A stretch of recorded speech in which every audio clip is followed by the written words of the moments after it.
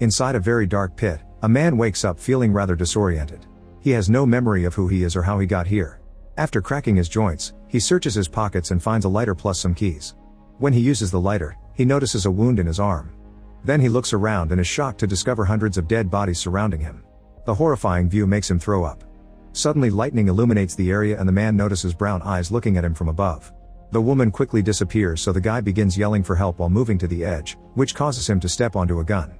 At that moment brown eyes comes back and throws a long rope so he can climb out of the pit. The man quickly gets out and begins searching the area until he finds a house with the lights on. He can hear people talking about him. Apparently they aren't sure if they should help him since he could be dangerous. The guy bursts into the room with his gun out and Lucas raises his shotgun in return. When the man accuses him of being the killer, Lucas accuses him of the same thing. The man explains he doesn't remember anything and that brown eyes helped him, so he wants to know why. The conversation is interrupted when Nathan falls to the floor as he screams and squirms in pain. Sharon runs to his side and gives him some water to help him calm down. The man asks who all these people are, so Sharon explains none of them remembers who they are or how they got here, they only know their names because they had IDs, which Michael drops on the table. Unfortunately there's no ID for the main guy or brown eyes. Some of them have keys, yet they haven't found any vehicles near the house. There are no phones or computers either. The man notices that brown eyes keeps writing stuff in Chinese, but since nobody can't understand it, he starts yelling questions at her. The others stop him, pointing out that brown eyes is mute and doesn't speak English. However, they do have the feeling she knows them. They all woke up inside the house half an hour ago and she was already there. Lucas thinks there's something wrong with the main guy because he woke up in the pit while all the others woke up together and says he doesn't trust him. Afterward the group explores the house. Sharon finds a locked door and tries her keys to no avail. Lucas is looking around and notices wounds on his body. Brown eyes tries to explain them with gestures, but Lucas doesn't understand. Inside a pantry nameless guy finds a calendar with April 18th circled and he brings brown eyes over to ask if she did it. She nods and again tries to gesture the explanation to no avail. Then Michael calls everyone over and shows them he's found a closet full of weapons. He easily loads up a gun and Nathan guesses he's a cop. The man says they should all arm themselves and investigate the area, but Lucas convinces them it's better to wait until morning. Moments later the main guy takes care of his wound and sees a quick memory of himself. When he finishes showering he hears the others saying that brown eyes has run away. Lucas, Sharon, and the man go looking for her, and as they search the woods, Sharon points out they aren't near a city because the stars are too bright. As they walk around the main man sees a memory that shows him dragging a body with a seahorse tattoo, but he doesn't say anything. Following a horrid smell, they discover a dead man tied to a tree with rope and wires. At the house Nathan finds some books in Latin and realizes he can read them. He also recognizes them as medical and biological reference books. Michael keeps fooling around with weapons, saying his body remembers how to use them. When Nathan finds a book in French and understands it too, Michael thinks this has to be Nathan's house. In the forest, the trio keeps searching until they find an old shack. Inside they discover brown eyes feeding a tied woman. When the woman notices the main guy, at first she hides and says, "You used me." Then she freaks out and tries attacking him while screaming about a daughter, so the man knocks her out by hitting her with his weapon. Lucas notices a camera on the ceiling with the light on, meaning someone is watching them. After the group returns to the house, main guy is trying to open a mysterious door with some keys to no avail. Nathan talks to him in Latin and the man shocks himself by answering in the same language. Nathan feels a connection with the guy and Sharon, so he thinks he used to know them. The main man tries ignoring him, so Nathan explains that the door can't be forced open because it's reinforced iron. Then he decides to call the man John Doe. The next day the group is going out to look for cars. Michael says he should come along because he's the best shooter, and to prove it, he tosses a mug and shoots it in the air. However, Lucas tells him to stay and guard the house. After they leave, a frustrated Michael tells Brown Eyes that protecting the group feels like it's supposed to be his job. Suddenly they hear a scream in the distance, so he sends Brown Eyes into the house before investigating. It turns out there's a man begging for help because he got stuck in a fence with barbed wire. When Michael gets close to help him, the man wraps the wire around Michael's neck to start choking him. As Michael struggles to breathe, the guy stabs him multiple times with a stick. Meanwhile, the group continues their search and sees the body again, assuming it could be a warning. Nathan's throwing some rocks around and they hear one hit something metallic, so they follow the noise until they find two cars hidden under sticks and barbed wire. It takes a few tries, but Sharon manages to start one of the vehicles. It doesn't have much gas left, but they consider driving it anyway to see what they can find. At that moment, Lucas finds a picture that shows every group member except for John, who points out he could be the one taking the photo. Lucas reminds them that they aren't near anything, so if they drive away they may run out of gas in the middle of nowhere. Since the other car's battery is dead, it's better to return. On their way back they come across Brown Eyes, who immediately takes them to Michael. The group tries to save him, but unfortunately he ends up dying. The trapped man starts screaming, so John shoots him dead. This causes him to see a memory of him smashing a woman's head on the wall and dragging her body through the ground. As Brown Eyes has a breakdown, John takes Nathan's keys and leaves with Sharon. They push the car and get it to work, so they take the road. Eventually they find an abandoned building with the number 18 on a wall and a truck in the garage. While looking at herself in the mirror, Sharon notices a kid running in the background. They immediately go looking for him and hear him inside the building, but the front door is locked. When John starts asking questions, the kid calls him Jonah and tells him to go away because they are coming tomorrow. At that moment a dog appears behind the door to furiously bark at Jonah. He gets nervous and tells the kid to send the dog away, but instead the child threatens to order the dog to kill him. Sharon tries to calm them both down, however Jonah snaps and shoots the padlock, yet it doesn't work. Next he starts hitting the padlock with his weapon, getting angrier by the second.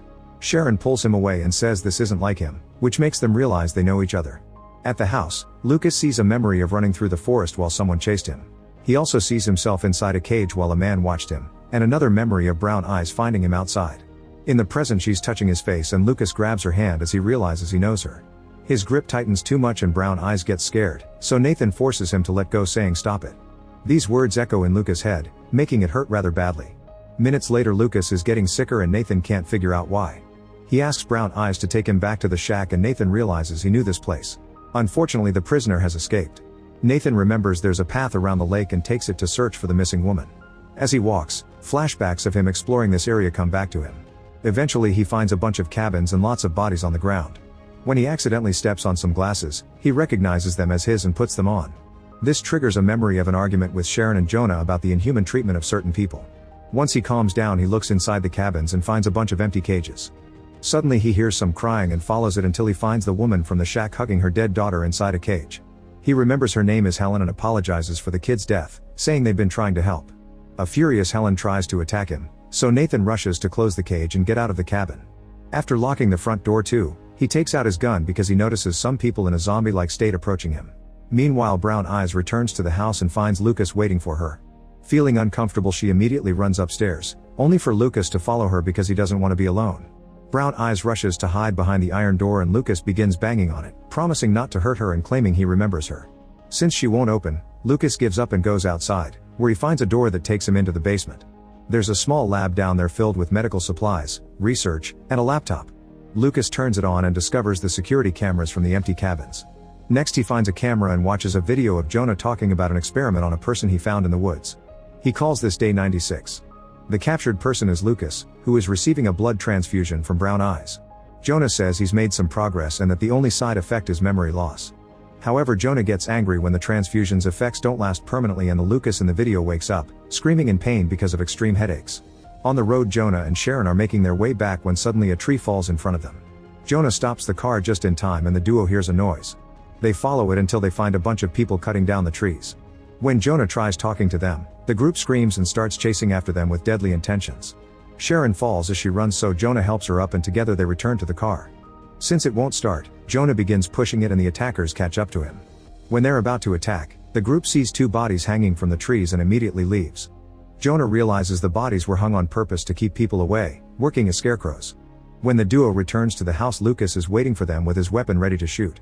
He tells Sharon what he saw and Jonah admits he's remembered doing some bad things.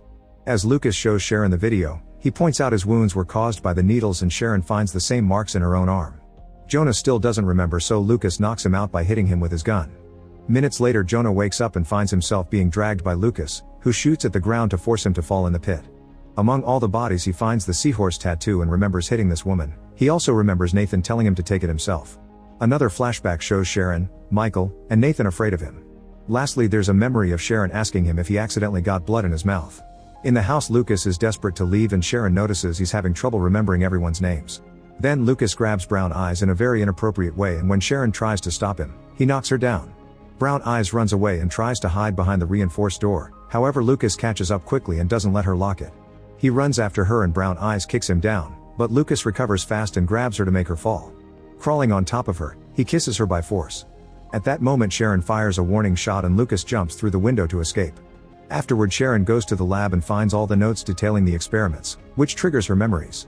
At the same time Brown Eyes uses rope to help Jonah get out of the pit again. Then she draws the number 18 on the ground and points in the direction of the abandoned building. Jonah realizes they're running out of time and makes her stay in the house while he investigates. Minutes later at the abandoned building, Jonah finds some tents and a picture of the kid with his family. There's a cage with blankets and a box that triggers a memory showing Jonah giving the box to someone and saying this is their last chance. Inside a different box he finds a map, and another memory shows him telling the person to follow the road he's marked. Suddenly he hears some noises and follows them into another room, where he finds two people in a zombified state. The woman roars at him and causes him to drop the car keys, which she picks up and swallows. When she tries to attack him, Jonah shoots her dead. After retrieving the keys from her body, Jonah follows the map and finds the kid with his family trying to leave in their car.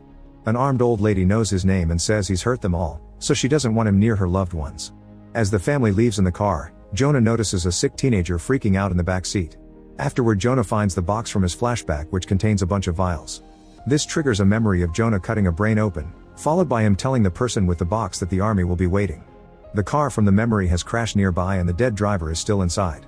Jonah carefully reaches inside and finds a map like his. He also finds an important document with his name and a picture of him and Sharon that proves they're a couple. At that moment he hears a car and Jonah jumps out of the way before he gets crushed. The driver is Lucas, who looks incredibly sick. Seeing him makes Jonah remember the day he caught him, and he realizes he hasn't been torturing people. He's a doctor who has been studying infected humans to find a cure. He rushes to take a vial from the box, but before he can give Lucas the injection, he's pushed to the ground. Lucas grabs his neck to try to kill him, so Jonah reaches for a rock and smashes it on Lucas' head. As the man dies in Jonah's arms, the rest of the memories come back. Jonah worked with Sharon, Michael, and Nathan. Lucas had been their first successful cured person and even thanked them for it. But while they were celebrating this achievement, a woman escaped from her cage and attacked. Jonah defended himself and killed the zombie before blaming Nathan for not locking the cage as well. Nathan claimed it wasn't his fault and told Jonah to drag the body to the pit alone. While Jonah was doing just that, the others contacted him on the radio saying that all the zombies escaped and were out of control. Jonah told them to inject themselves with the cure to survive, which explains the lack of memories. At that moment he was attacked by a zombie who bit his arm before pushing him into the pit, so Jonah injected himself too and passed out. In the present, Nathan returns to the house and hugs Sharon since now they remember their siblings. Suddenly two zombies appear at the door and break the glass to try to grab Nathan, but Sharon quickly shoots them down. Then they hide behind the furniture as they keep hearing screaming outside. More zombies are coming, which means the scarecrows aren't working anymore. The siblings open fire on any creature that gets too close to the door, but soon they run out of bullets. Losing all hope, Sharon writes a note for Jonah, explaining their doctors searching for a cure for the zombie virus and that Brown Eyes is the key because she's immune. In the hidden room, Brown Eyes is terrified of all the screaming. At that moment they hear a helicopter and all the zombies are killed in seconds. This makes Nathan remember that the 18th was the day the rescue party would arrive. He runs outside while yelling for help, however the soldiers surround him and shoot to kill him. At the same time Jonah arrives and is horrified to see Nathan's death. Then he notices Sharon hiding nearby and runs to reunite with her. They try running away only for a zombie to appear behind them and hurt Sharon. Jonah quickly shoots the creature and the noise gets the soldiers' attention, so the couple runs to hide inside the pit. There both of them get an injection so they can pretend to be dead. Before passing out, they kiss and Sharon gives Jonah the letter. While they sleep, the soldiers throw more bodies into the pit, including the child. Sometime later Jonah wakes up, but Sharon doesn't because she's dead. He finds the gun but steps on the letter, so he doesn't see it. Brown Eyes arrives and throws a rope to rescue him again. Together they cross the forest and find an even bigger pit with thousands of bodies. Make sure to subscribe and turn on notifications so you can watch more videos like this. Thanks for watching.